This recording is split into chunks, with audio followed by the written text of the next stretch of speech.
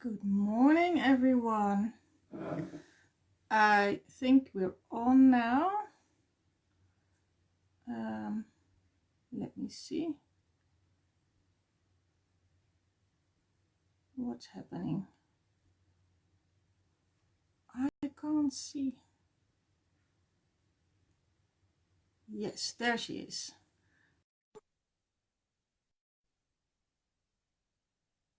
And she should be going on. Yeah, there she comes. Hey, that went smooth. Good morning. Good morning. How are you doing? I'm fine. I'm just having Instagram changed the design somehow. So Oh yeah, it did something. yeah, Right, that's true. That's true. I noticed that, and then you can like have the option to flip the video or something. yeah. Cool. Yeah, I'm fine. Nice. I've been busy. I decided Good. I will start body work next week. So Nice. one of my I always did that with when needed with my clients. So I never advertised for it. And one of my swimming buddies, she owns a massage studio, and she had a couple of hours left, and I was invited to fill them. So yeah, I'm looking forward to it. Nice. Oh, Get that's out of the great. house and do something, well, not really different, but in a way. Yeah. So Yeah. Oh, nice. Love it. yeah. And you? Great. Have you I'm doing well.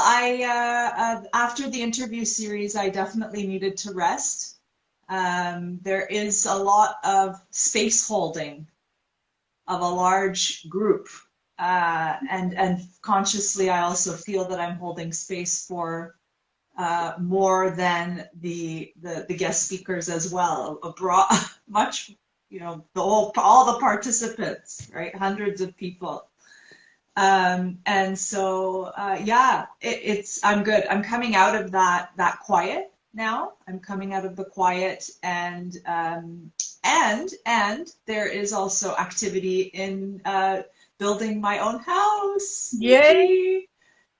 Yes, it's flowing. There's a lot flowing. And a third tiny home decided to come, and I was at first very upset about it. My husband, he got a third one. It ended up working out really good for the accounting and the books for his company, and it all just, and to make a long story short, I'm now accepting this third tiny. It seems to be creating a nice courtyard. As much as I stomped on the ground and then our house construction. Now I'm working with an old student of mine, an old architecture student of mine. She is running her own office, and I'm delegating. It feels so good, Nikki. Like not doing everything myself, working in partnership with others, And she is just an angel, and I am so grateful. So her and her partner are drafting out, measuring up the as-built drawings of the house. And I'm working on the energetic aspects. There are actually in Amanda Gates' interview, I'm not sure if you were able to listen to Amanda's interview, but and you're probably familiar with this. The arrows. What is it? The arrows in feng shui when they're pointing into the space, or the sharp. Right. The sharp. poison arrows. Yeah. Poison arrows. She used a different word. I don't use the words. I just feel it. And it's a concrete structure. Concrete is often used in Turkey because of the earthquake scenario. Now, wood is perfect construction material to work against earthquakes, but there is the whole concrete mafia here. We won't get into that topic.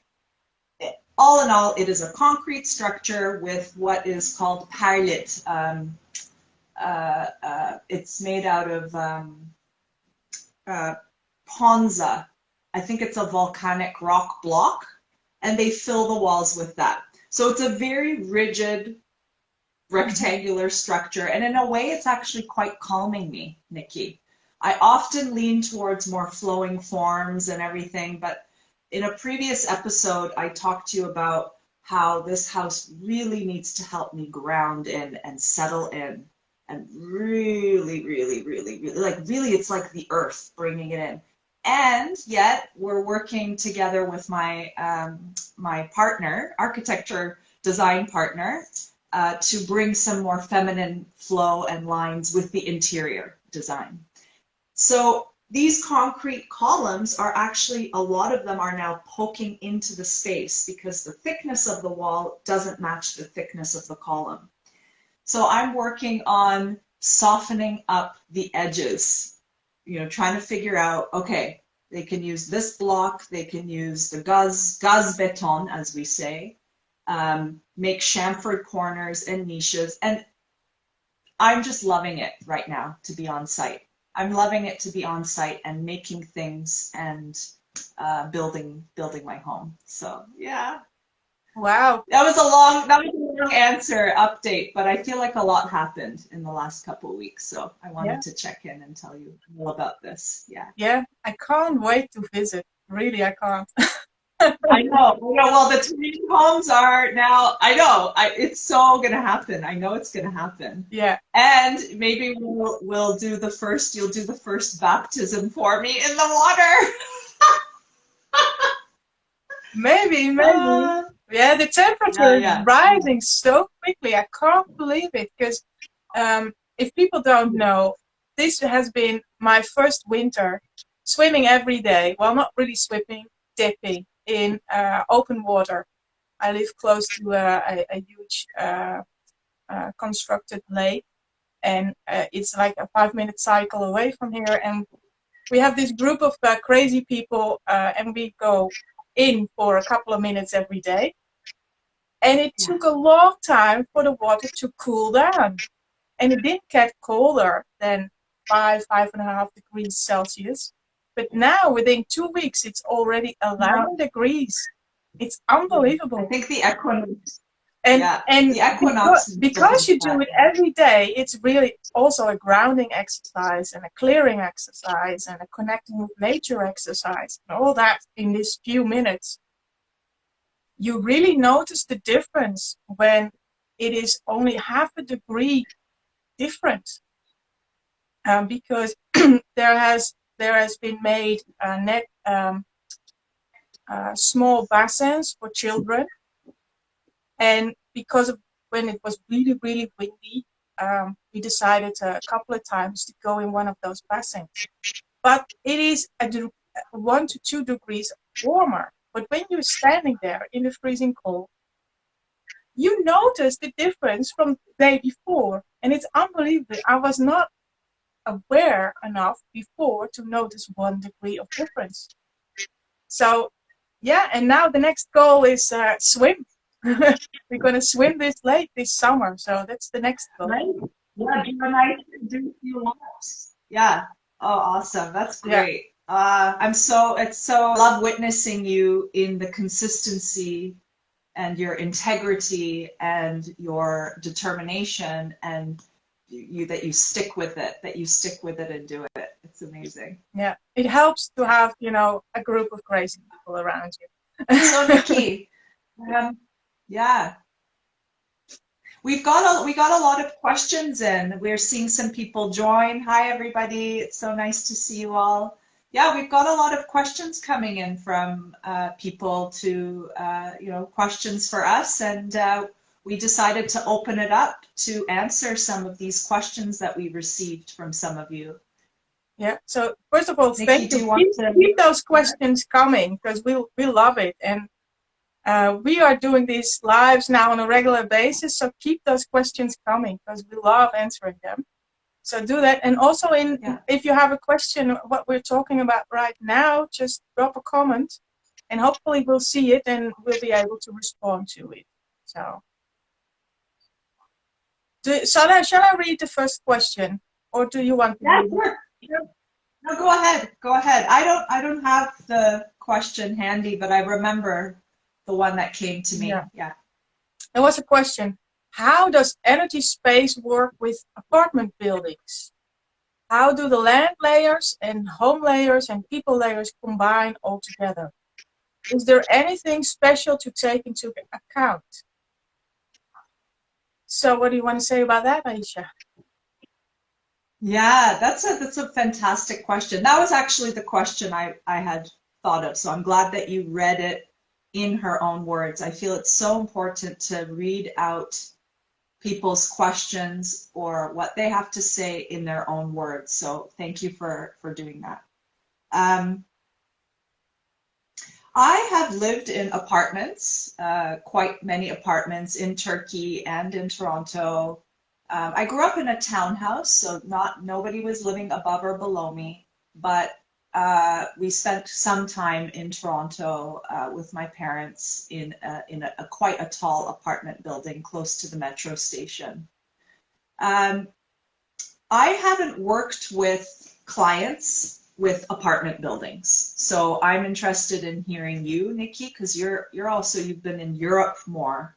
There's more of this mid-density housing typology there. So I'm interested in hearing about that. But on a personal level, I've lived in many apartments, and I can say, and through my energy work that I've done in my own home, and actually, I just realized in Ontario, we also lived in houses where other people were living in the basement.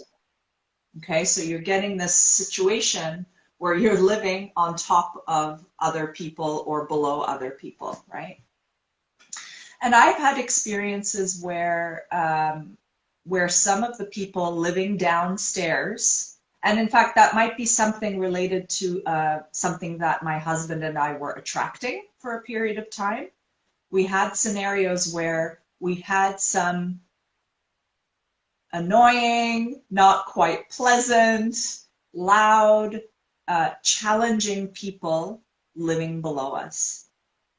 And so as I became more and more conscious of the energetic realm, and after I worked with my training in alchemical energy healing, I started to be able to work in a very intuitive way with houses and the energies there. And in my situation, because we were noticing not so pleasant energies coming from certain people down below, in this situation, I definitely needed to work on creating a boundary. I definitely needed to work on creating a separation. And I remember there was one visioning journey, deep magic work that I did in my son's room, where there was this person living below. And I remember a spot, and I asked for the guides to come, the guides of the area, the guides of the house, and a sponge-like structure. It was watery and spongy, coated itself within the floor, below the floor, and it was there. It's still permeable. There's still communication between us and the neighbor. You know, it's not like, oh, get away from me, not like that, but it's a safe cushion that was created. And so what is this? This is the imagination, the power of our imagination. And in fact, our imagination can craft protect, boundaries, definitions, in some cases protection, and a kind of hello, we are here. These are our intentions for this space. And in fact, delineating the space. I mean, some people do work with crystals to grid their own, you know, in this case, apartment buildings. And you can create structures that help to uh, uphold the integrity of the intentions that you and your family want to set forth within that space.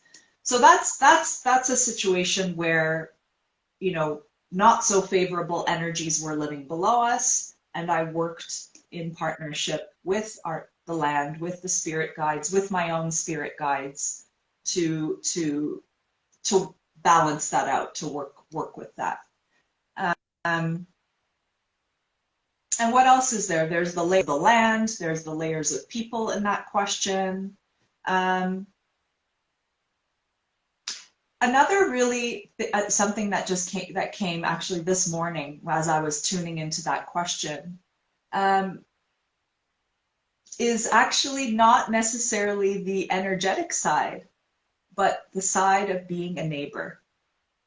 Okay, we in the apartment complexes that we are seeing now, some are getting really tall, like tall condominiums. It's interesting to look at typologies, like the 5-story European building has a much more human scale, and, you know, looking at the section of the street and the balconies and everyone being a part of the street family, right, is different than, okay, 12 can work if it's a boulevard, right, 12 stories, and then moving. And I'm going to tie this back to the energy, but it's really important to have this consciousness of what it is doing to the collective when the buildings start to get really tall. I'm not actually against the super tall high rises. I'm not. That is also something. There is something also about that there could be something beautiful about living up high in the penthouse. Although, you know, I'm talking about 22 stories now, 30 stories, right? But I do find that in my experiences and dialogues with friends that live that high, it's very hard to get grounded. And you can lose your sense of home and lose your sense of place. And all they want to do is move to a small home with a garden, right? Something like that. So, neighbors. It is so important to connect with your neighbors. And I find that there's between the apartment lines, between the floors, we create a lot of assumptions about each other. We separate ourselves. Like, you know, one of our neighbors downstairs was this young guy. He's really loud. You know, his friends come over. They're watching hockey. You know, like, whoa, you know, that kind of, you know, like. And like, we're just like, doesn't he understand that we have a child, you know, like all these kinds of judgments, you know, like, oh, there he goes again, like yelling and screaming. And one day I decided, and it was thanks to a self-development course that I was taking with a group, I decided to break that pattern. And it was his birthday, and he was there with all his friends and the birthday. I took a can of beans from the kitchen, and I said, and this was part of an exercise of the self-development course led by Lawrence Follows. It's an amazing course. He's an actor, and you do group work together, and it's very deeply spiritual. Anyway, I took the can of beans. I feel like there's a lot of storytelling needing to come through today. I took the can of beans off of the counter, and I went downstairs, and I said, "Happy birthday." And he's like, "Oh my God, Aisha," you know, and then like he invites me in, his friends are there, and I felt like I was back in university, you know, and it broke the pattern. It broke the pattern. And, you know, just thinking about the Turkish culture, the minute or the week or within the few days that my husband and my son and I moved into our apartment. It's actually a 3-story building that we're living in right now temporarily. The old couple downstairs, the woman, walked upstairs. It was a hot day, knocked on our door, and she had her börek, which is like Turkish food, and cold water for us, and olives from their farm.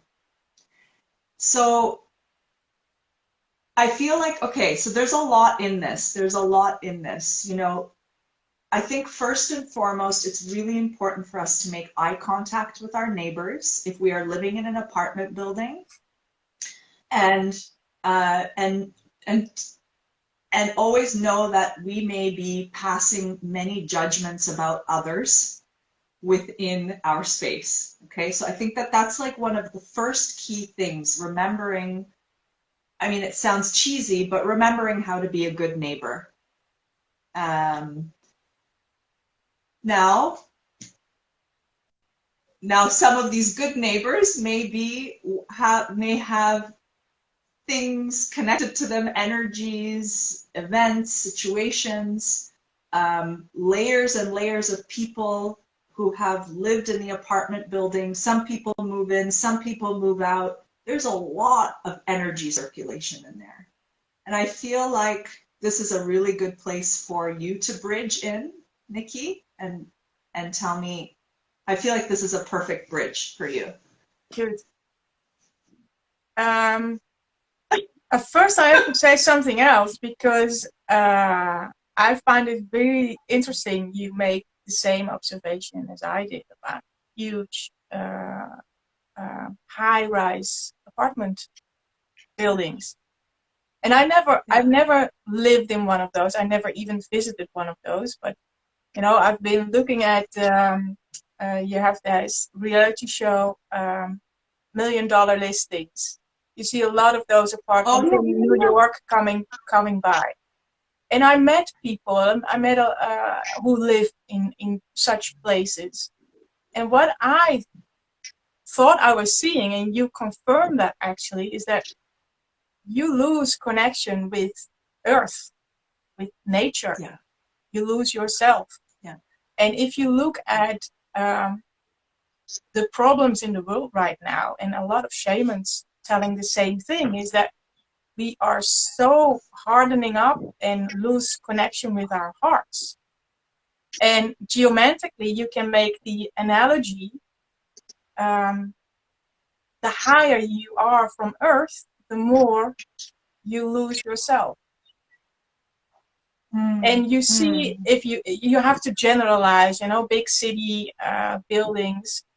I think that is what I am seeing. That a lot of people in big cities are losing themselves, and that's what I hear from people telling me as well. So you from a totally different part of the world are seeing the same thing. So yeah, that's important. So if you live in such a place, go visit the park. You know, when you go to work, walk through the park. Or, you know, go take a swim. Is so important. Yeah, urban design is so important in that respect. Yeah, urban design of cities. Yeah. Yeah. And yeah, you sent me this question, and I was thinking about it the same but different. I would say everything has an effect on everything. The trick is to find out what affects exactly, what triggers it in you.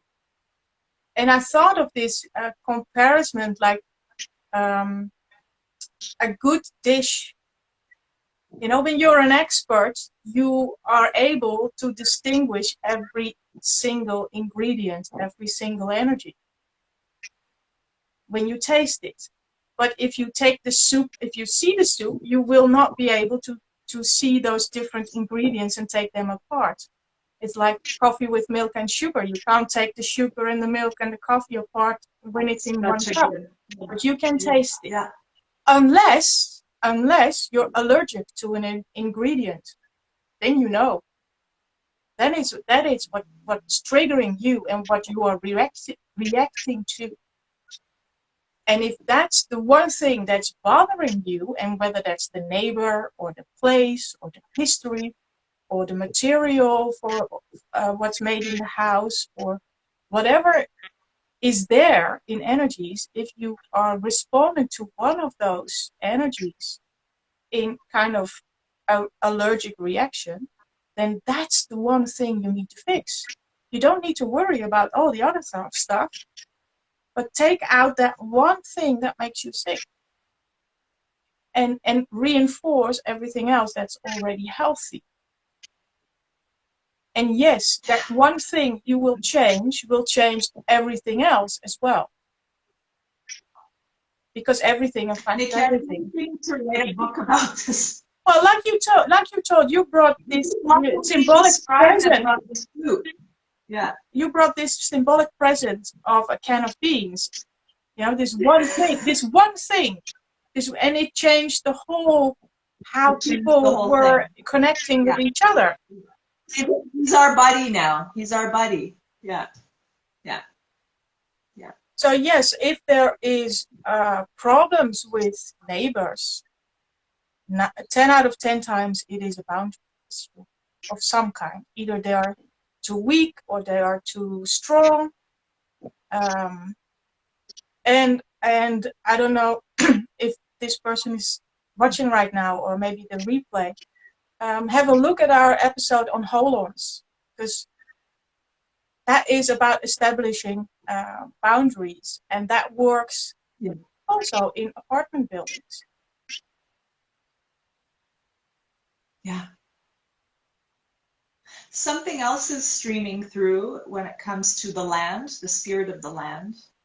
The building of apartment buildings on a plot of land, if it is done, and most of the time it is done with developers in a way that is totally unconscious of the energetics, the power spots, the sweet spots on the property, the nature spirits. If, for example, during construction, you are building, if you destroy the dwelling of nature spirits, then they get really angry. Like, they will really screw up your life. And it's maybe not your particular life, but the building can be quote unquote cursed. There can be all kinds of flow issues. There can be illnesses. There can be all kinds. Like, all the fairy tales, in fact, are talking about quite real things, especially the ones about if farmers were, plowing the land and took down a special tree where the fairies lived, then the fairies would get angry and they would no longer be bringing the magic butter or the milk, to the villages or whatever, right? Or more so, the cows would get sick, and maybe there would be a plague of some kind. So these are all real stories. They're just guised in mythology. So, I mean, the amount of apartment buildings that are built per, certain amount of land, it's a lot. And, in many ways, the land has the right to be angry, has the right to be upset, especially when it's done in a non-conscious way.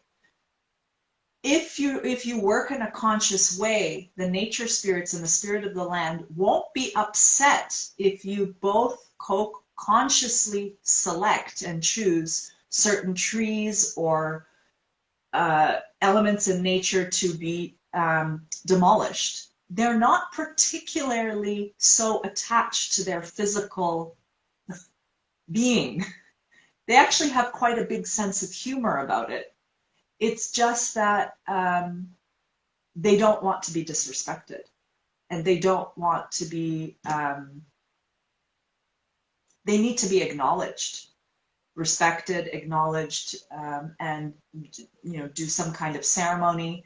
So, okay, let's see, we've got a big building on a property, 5 to 12 stories, maybe 20 something stories, apartment building. If there is, a power spot that's compromised, or a nature spirit dwelling that has, that's been destroyed, something deep within the earth. I mean, there could be a whole number of things. I'm sure, Nikki, you can expand on that. But you know, ideally, really ideally, the whole, you know, all the tenants of the building come together and do group work to you know, this is totally ideal, right? And you know, you may not get everybody on board, but you can do it in ways where it's like, hey, let's have a big picnic, a celebration, and let's I don't know, let's redirect some energy to a place and create a beautiful garden with a fountain next to the building. So I'm thinking more on the architectural side as solutions to maybe redirect a space and recreate a space for the dwellings of the nature spirits. It might take time though. You know, honestly, I've been experiencing some situations where my clients, it's taking some time because the land has been so angry for so long. You know, we think us humans come in and we go, oh, let's just sprinkle some fairy dust and magic, and then it's all going to be, you know, roses. Sometimes we have to go through our shadows. But on the big scale picture, hands down, developers have been building only for money. Although urban designers of cities, the ones that did it really well, really cared for the well-being of their city and their citizens. So there's something in that even. And you can feel then that the land is happier even when that consciousness is brought forth in the design of streets and buildings. Yeah. That is probably the same as you feel when, for example, a carpenter, you know, creates something with love or not, just doing his job. You feel the difference. And, you know, such a person doesn't necessarily have to be all aware with all the energies in the world, but just because it comes from the heart, there is an intuitive feeling of doing it the right way. Exactly. Yeah. Yeah. If you really tuned in with nature, it will always match up. I remember a long time ago, I was at a conference. I think it was the British Dowsing Society. And there was a speaker, and he was telling about creating a stone circle in his own garden. Yeah. And he did it first the intuitive way, you know, really. And then he did it, the calculations after it. And he was not off. He was not off. So if you're really in tune with yourself and the surroundings, you don't need to calculate. You know. I know. You don't need so many of the books anymore. Yeah. Yeah. We have a question. Nikki, do you want? Yeah, we have a question. And do you want to be also taking the other questions as well, or? Anyway, yes, we see how it goes. Is a regular. Let's answer her question. Can a building be the source for struggle and the forces? I always say the environment is a mirror, and a mirror cannot cause anything; it reflects. We interpret that often as a cause. So in that way, you could say it is a source, but always keep in mind you are there for a reason. It's not an accident. So if you are in a place where a lot of stuff happens, it teaches you something. So it might, you might be the one to release that space from a particular energy, or that space is there to release you from a particular energy. And often it's the same thing. So yes, some houses, some buildings have a name for causing trouble, but it is a reflection of what is happening, of the people who live there. Because there is no such thing as bad energy. There's only energy. And we interpret it as good or bad because we find it positive or negative to our lives. But all these energies need to have a place in the world. And that could be in a building. Yes, of course. Yeah. And as you speak, Nicky, yeah, absolutely. I'm very, very much in agreement with what what you just brought forth there. It's so key. It's so key. And I dived even into the esoteric level of that, what you were speaking. And I imagine, and I see how more and more that the Maya, the illusion that we live in, right? I mean, this physical reality, you know, many mystics and with spiritual teachers will talk about it as Maya, as illusion. It is all a great, big, beautiful theater that is set up for us to evolve. And really, we have enormous power as human beings through our consciousness, like enormous. And we are the bridges between spirit and earth, and or spirit and matter, let's say, right? This Maya versus the, you know, the source. And really, these buildings are all beautifully orchestrated for the drama of our lives to unfold in.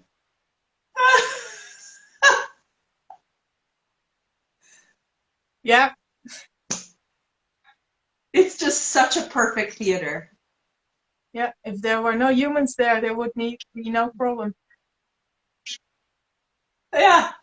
When we make it fun, right? We make it fun. That's the drama. We need a bit of the drama, but it's also exactly what Nicky said, for us to be able to, that this theater set is the mirror into our souls. Yeah. Yeah.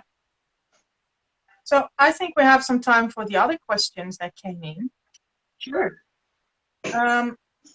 Is there energies around old fences? I see many people leave old fences around their property with no care to remove them. What energy does that affect the property?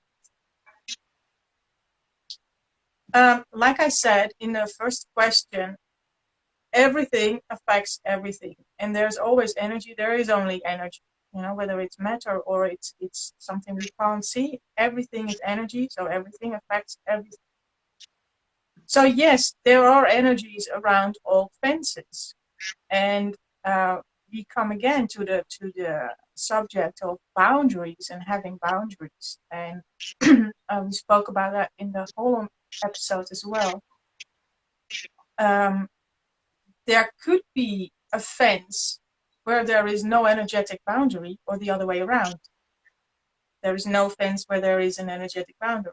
So you would have to tune into that if you can sense that. And that can affect you as if you live on a property with a clear energetic boundary through it. It could cause in some aspects of your life a split because you live on a piece of land that is split up. Yeah. It is an analogy, and the other way around as well. Even when you are sensitive, it is possible to project. That is what you did with your apartment building and your imagination. You project a boundary.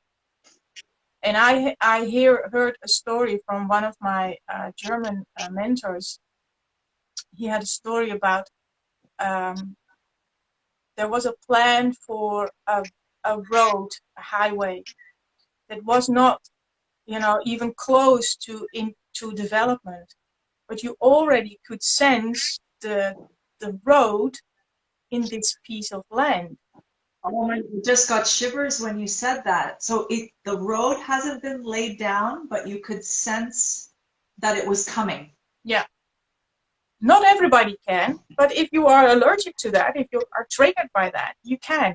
And if you are trained to Right. do, you know, sense those energies and all those layers, you can find out. And yes, it will affect people if you are sensitive to that. And if you are really in tune with nature, and you know, some people have are living on top of a mountain and are really in tune with nature, they, I don't know, they see the ants or the snails crawling by, and they could see from their behavior that, you know, there's a road coming. I don't know. People, Right. people, There's so people like many that ways. exist. I'm not one of them, but if you tell me, you know, and show me, I could, you know, train myself to learn that. And I had a client once, and that was is also another interesting story. And at the end of the consultation, I was sitting in the corner of the living room, and I thought something is not exactly right. And it was an energy I didn't recognize from all of my trainings. So then it's difficult to you know, speak about it. But somehow I can't remember what I said. And then the owner of the house said, "Oh yeah, I forgot to tell you about that. But there is this thing," and I had to look the word up. Um, Ground lease. Google Translate said ground lease or copyhold fee farm. You have to pay a fee for the land, even. So you rent the land, but the house is your property, your ownership. Oh, I see. So, right, it's like a leasing of the land. Yeah. Yeah, And you built land, but you have the right to use this property, which is under the name of someone else. yeah. And I was not aware that I have been paying that when I was living that in Amsterdam, because there it's normal. Here in Alkmaar, a lot of the houses have your own land, and you pay these fees to the city council. But this particular property had a ground lease that was private, and there were a couple of more houses. This was in the old town. There were a couple of houses, and one of those people wanted to sell the house, and because of the loans with the bank and some changes in the law, something needed to be worked out. And they found out there was this ground lease to a private owner, but this owner was already dead for about 100 years. So it took a long time to find the right heirs. Do you say that? The people, descendants. Oh, yeah. The descendants, the heirs, the yeah. To find out, Yeah. are there any, and because Yeah. they couldn't match up all the paperwork, and that was finished, I think, a week before I did the consultation.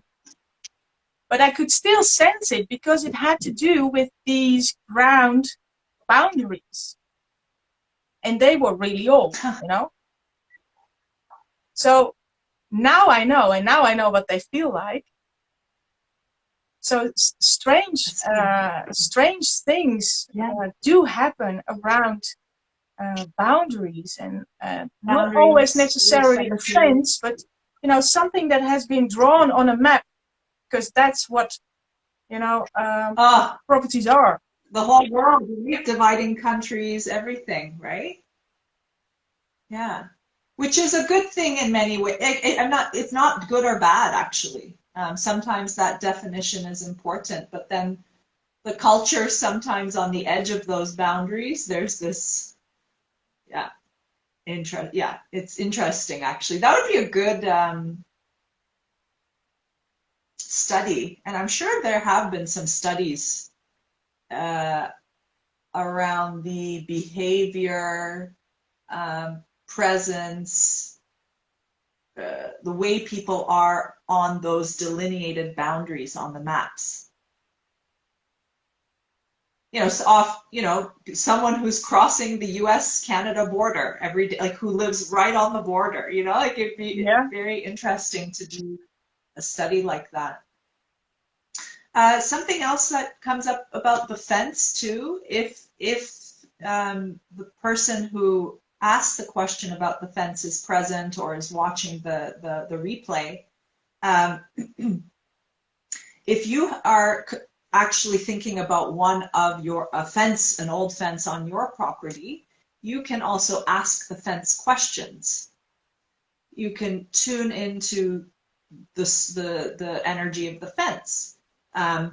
Since you asked the question, it may be that the fence is causing something within you to ask the question. So go ahead and ask the question to the fence.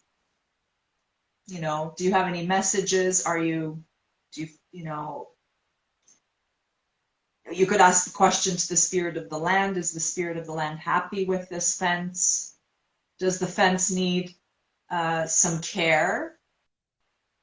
Or is it really enjoying being in this, old state? There's sometimes nature spirits will take over some old buildings or old structures, and you see this whole magical world, right? Blooming within like an old ruin or an old wall, and you're like, and it's very clear. It's like, okay, it just wants to stay that way. It feels so good, right? And of course, over time, it will also evolve and just, it will destroy itself and then grow again and whatever. But yeah, I invite you to step into your inner child and play and communicate with the fence as well, and ask what it's telling you, right? Use your intuition.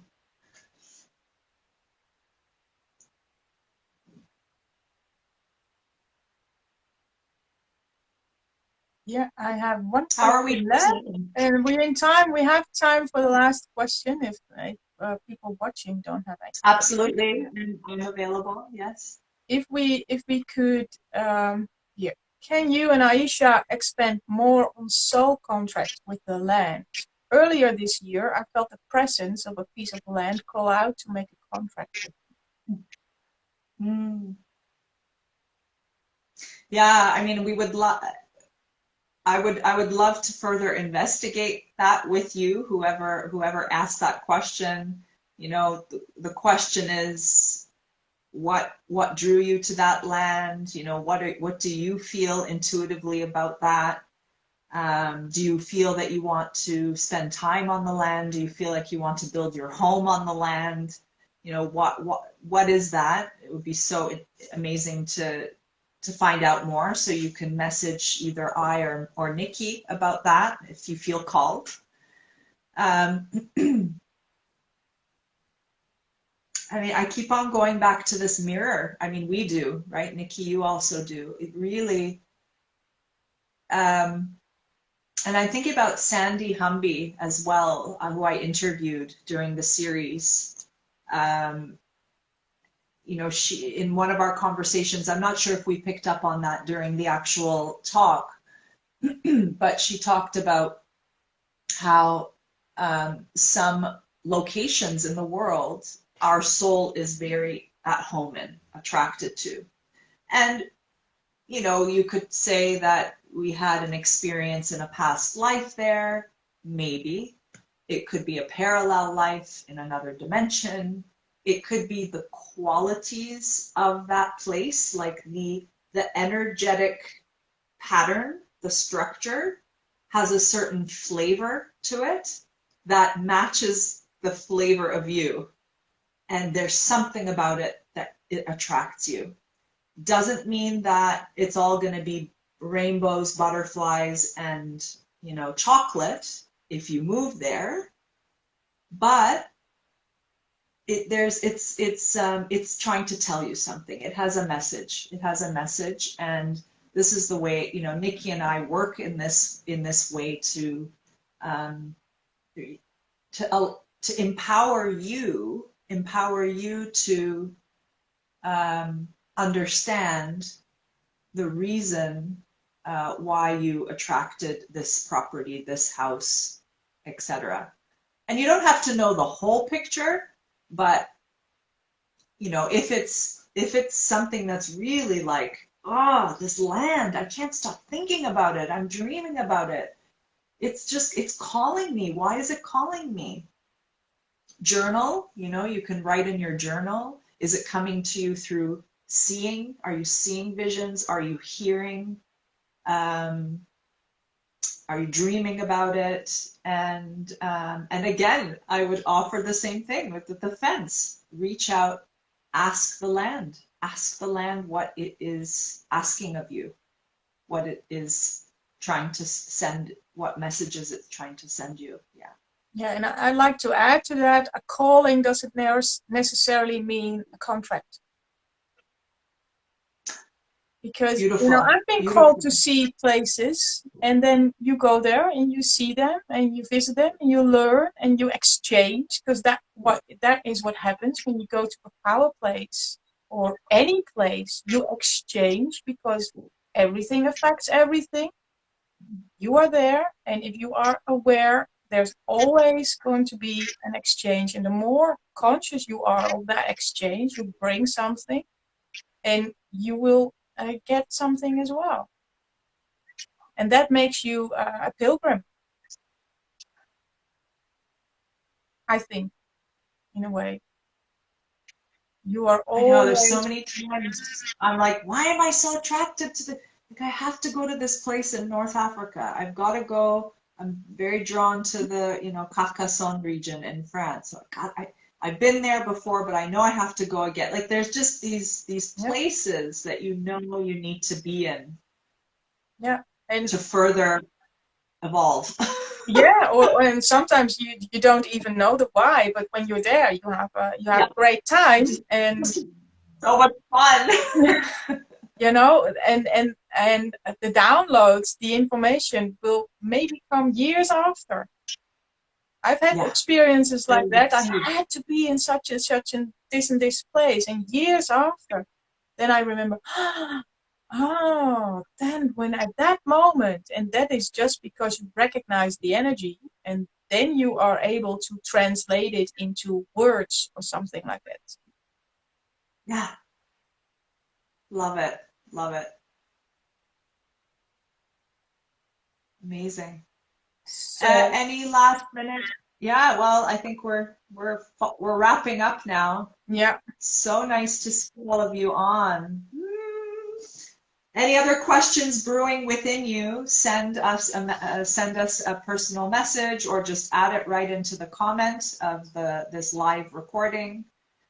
And pass your questions along. We love co-creating with you and answering your questions about the energy of houses and properties.